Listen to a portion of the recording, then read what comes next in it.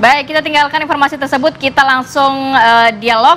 Saya mau ke Bang Dev. Bang Dev, pertanyaan yang bergantung tadi, ini terkait kalau dari Golkar sendiri untuk Jakarta, kalau melihat kan tadi Bang Mardhani sudah mengatakan kalau PKS kuat di Jakarta mana saja, kalau digabungkan dengan PDIP kuat di Jakarta mana saja. Ini Golkar tertarik nggak nih di Pilkada Jakarta ini keluar dari Kim dan juga bersama-sama dengan partai lain ya?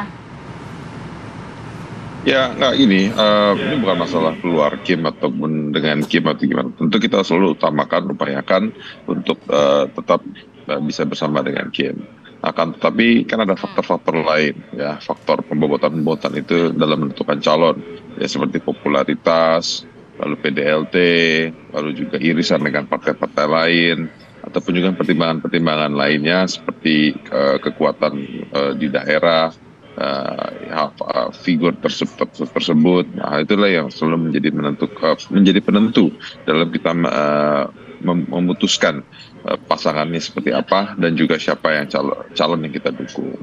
Nah, hal ini terus kita masih godok, ya, terus kita terima, kita masukkan, dan tapi pastinya itu karena waktunya hanya tinggal sedikit lagi.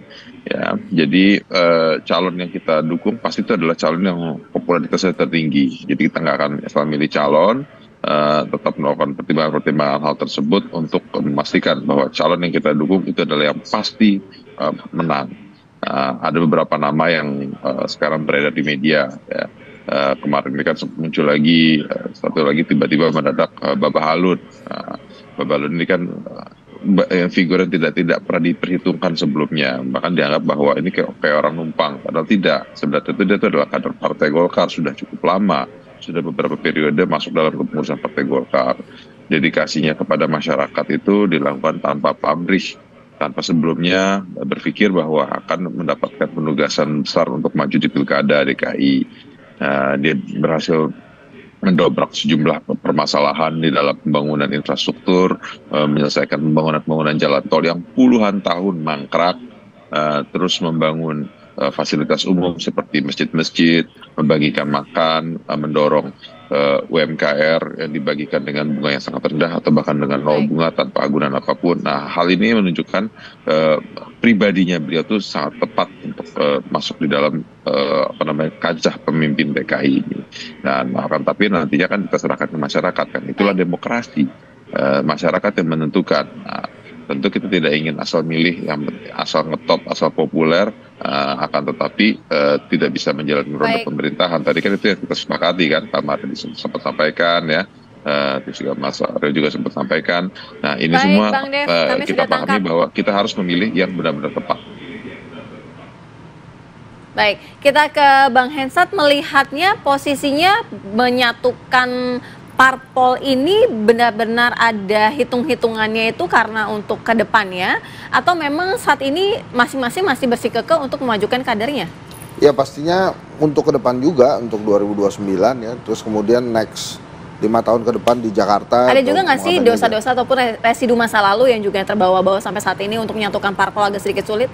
Iya pasti ada, tapi di dalam konstelasi politik antar parpol ini mereka berbincangnya juga berbincang dengan baik hati gitu, nggak ada mensreanya, jadi sehingga segala sesuatunya itu pasti mungkin terjadi. Hanya kadang-kadang tuh saya mikirnya gini ya, kemarin itu kan sebetulnya partai politik itu mendapatkan kemewahan untuk melakukan seleksi awal kira-kira siapa yang mau akan didorong ke pilkada lewat pileg itu gitu.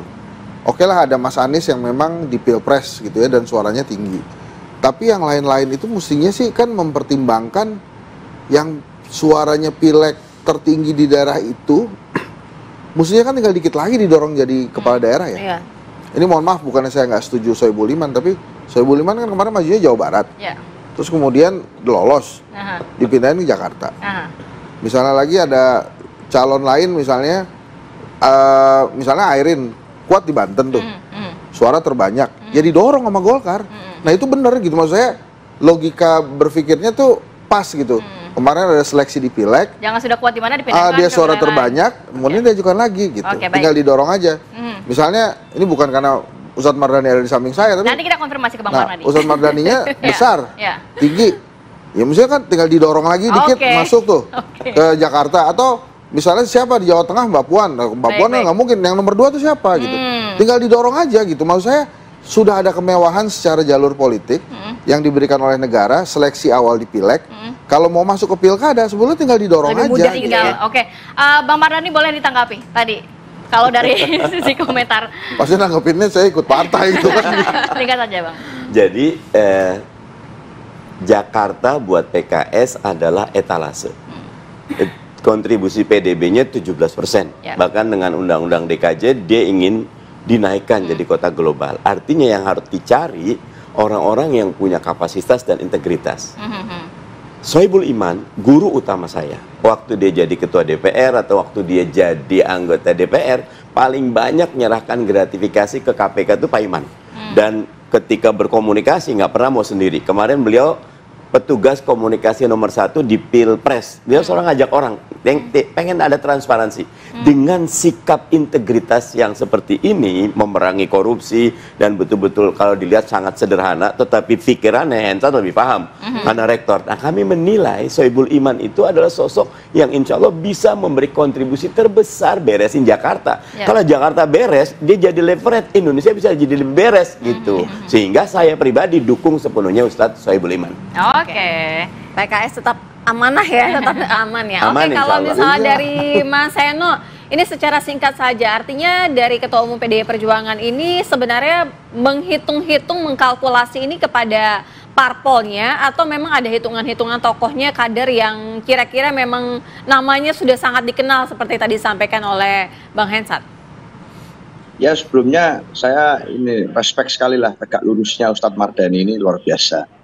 Kita melihat bahwa ya harusnya saat sudah ada keputusan politik dari suatu partai politik, ya memang partai dengan kelembagaan yang baik harusnya begitu. Dan kami pun juga nanti di semua daerah saya rasa juga partai politik yang baik dimanapun juga akan mengambil keputusan dan semuanya pasti sepakat. Bahwa pada saat yang sama kemarin kita telah melalui pileg misalnya, ya.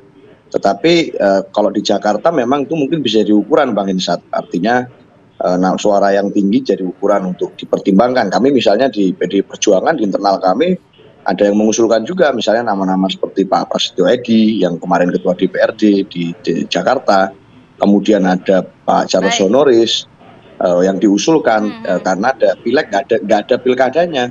Tapi kalau di daerah lain seperti di Jawa Tengah jadi misalnya karena ada pilkada, banyak nama-nama kader tentu kami internal ada PDIP yang kepala dipersiapkan daerah. begitu ya.